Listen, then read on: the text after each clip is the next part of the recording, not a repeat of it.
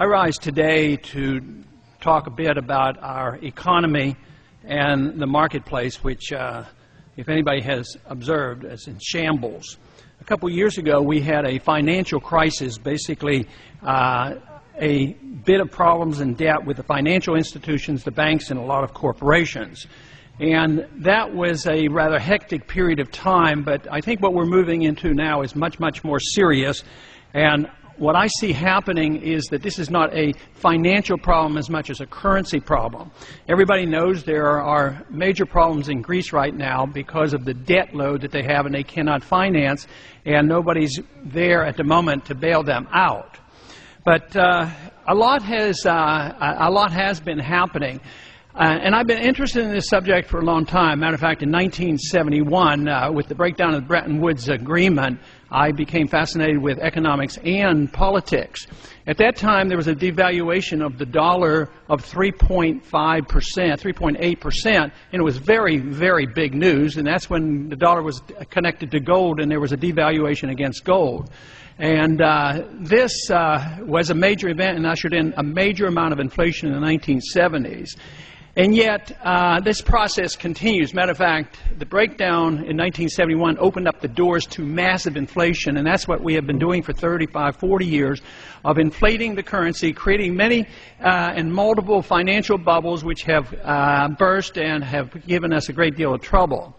But a currency crisis is much worse because people lose confidence in the dollar. Now, I have talked a lot about the value of the dollar, and somebody might wonder exactly why I would come today and talk about a concern I have for the value of the dollar, because if you look at the dollar is a haven. The dollar has been going up sharply in terms of other international currencies.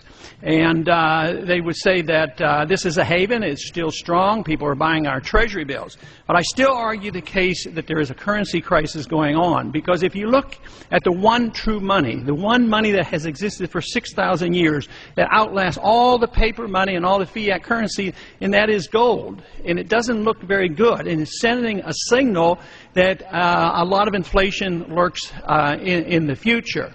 In the past several years, maybe even 10 or 15 years, the dollar and the gold relationship depended on gold acting as a commodity. It moved with the stock market. It moved with commodity prices. But no longer.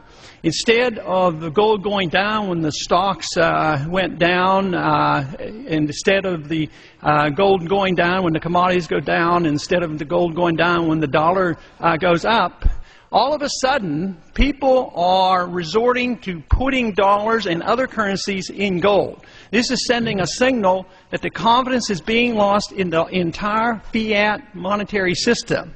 And the dollar, of course, is the reserve currency of the world, and therefore a very significant event. But there are even other statistics to suggest that we're in for a lot more inflation. If we look at what has happened to producer prices in the past 12 months, we find out that producer prices have already moved up significantly. For instance, finished consumer goods are up 8.2% in the last 12 months. Finished consumer goods, excluding food, are up 8.3%. Finished energy goods are up 20%. Now, that has not yet affected the consumer price index, but in the months to come, the producer prices will move into the consumer products, so we can expect a lot more inflation. Now, the way we get into this trouble is due to accepting some notions about money that are false. We have believed since 1971 that there should be no linkage of our money to anything sound as the Constitution mandates. There should be no linkage of the dollar to gold or silver, which then gives the Congress the leeway of spending endlessly. Deficits don't matter. We can tax and we can borrow, but if we still don't have enough money, we can depend on the Federal Reserve just to print the money.